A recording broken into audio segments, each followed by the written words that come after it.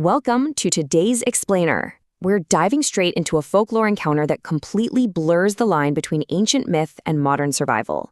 We'll be tracing the absolutely terrifying journey of four friends, Simran, Raghav, Priya, and Jitu. They were just heading home from Goa, but ended up trapped in a psychological nightmare.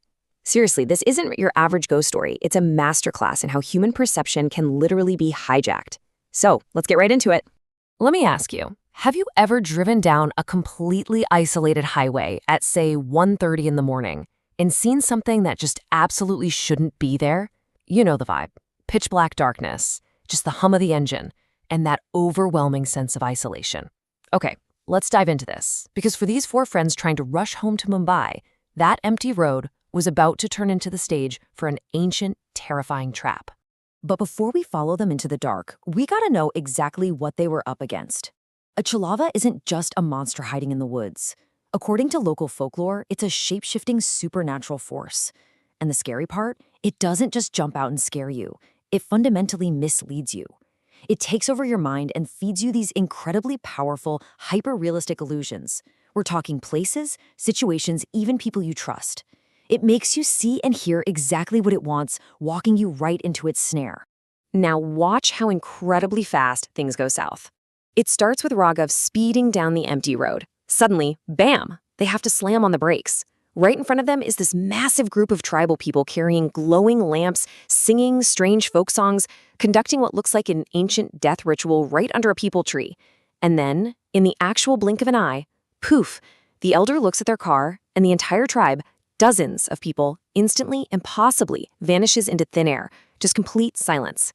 Panicking, Raghav just floors it.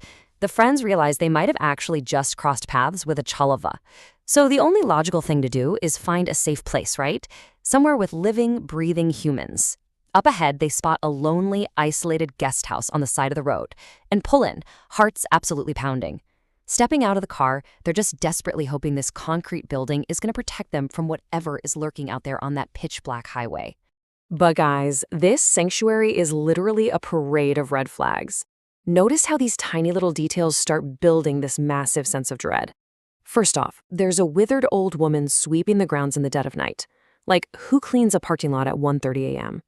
Then, there's a lamp sitting outside that perfectly matches the ones the vanished tribe was carrying. Inside, it's oddly just a single-story building with completely empty rooms. And the kicker? The receptionist casually confirms that, yep, they've seen a Chhalava and strictly warns them to lock their doors and absolutely not trust anyone or anything outside until dawn. So the friends grab a single room together. They are way too terrified to separate.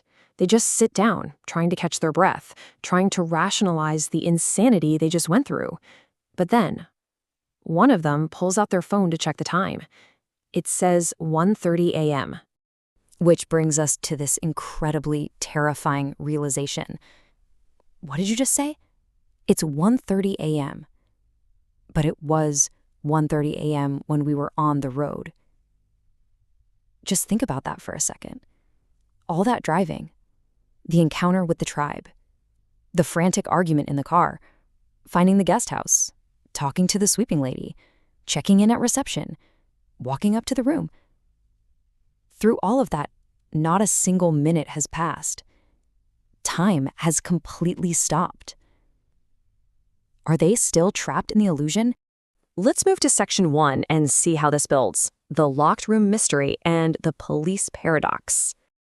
Right as they are reeling from the frozen clock, a police jeep pulls up outside the guest house. An inspector steps out. Simran immediately wants to run down and get help, but wait, we have a massive paradox here. On one side, the receptionist specifically warned them that the Chhalava will take familiar forms to lure them out. That means the police officer outside is the monster trying to kill them. But look at the other side. Sanjana suspects the exact opposite. What if the guest house itself, including the receptionist telling them to stay put, is the Chhalava? What if it's keeping them trapped inside away from the real police officer who could actually save them? It is such a brilliant, claustrophobic trap. I mean, who is the illusion here? If you're sitting in that room, who do you trust? If you walk out the door to the cop and he's the monster, you die. But if you stay inside the room and the building is the monster, you're literally just waiting to be consumed. The paranoia in that room must have been absolutely suffocating. Which brings us to Section 2, Modern Tech versus Ancient Myth, the camera reveal. So the crucial point is Sanjana's sharp thinking under extreme pressure. Let's trace her steps because this is wild. She's sitting in a chair watching the police jeep come back a second time. She sets an alarm on her phone for 4 a.m. and sets it down on the table. But accidentally, the camera app opens up. A bit later, she goes to the washroom, comes back, and picks up her phone to check the time. She notices the camera is still open. When she points it at her friends in the room, she sees her 3 friends perfectly clearly on the screen, but the background, the walls of the guest house, they are completely gone. There is no building on the screen. The terrifying realization hits them like a ton of bricks. Cameras do not capture illusions. Because the Chhalava hijacks the human mind and perception, it can make your eyes see walls, a bed, a receptionist. But a digital camera lens, it doesn't have a human brain to be tricked. It only captures what is physically there. And physically, there was no guest house. They were sitting in the middle of nowhere. The guest house was the trap all along, and that police officer outside was their real lifeline. Realizing they are literally sitting inside the belly of the beast, things move super fast. Sanjana scribbles a desperate note and drops it out of what she perceives as the window. Down below, the inspector is totally confused, because to him, remember, there is no building, just empty space. But he sees this piece of paper fall out of thin air. He reads it. Immediately understanding the danger, he rushes to his jeep, grabs a bottle of petrol, splashes it in a wide circle around the area, and throws a lighter, igniting a massive, roaring ring of fire. And this brilliantly illustrates Section 3, Breaking the Illusion. The sheer physical shock and intense heat of the actual fire immediately break the mental hold that Chhalava has over them. The exact moment that fire sparks, the guest house completely evaporates from their vision. The walls, the receptionist, the old sweeping woman, just gone. The 4 friends suddenly find themselves standing, huddled together in the dead of night, right in the middle of an empty, desolate field surrounded by a ring of actual burning fire. They scramble out of the flames and rush straight to the police jeep. Let's break down the terrifying dual reality of that night, because this is where it gets crazy. From the friends' perspective, they spent the night walking into a fully functioning, creepy guest house, interacting with staff, and hiding in a room. But from the inspector's perspective, because this specific highway is notorious for disappearances, the police actually monitor live CCTV footage.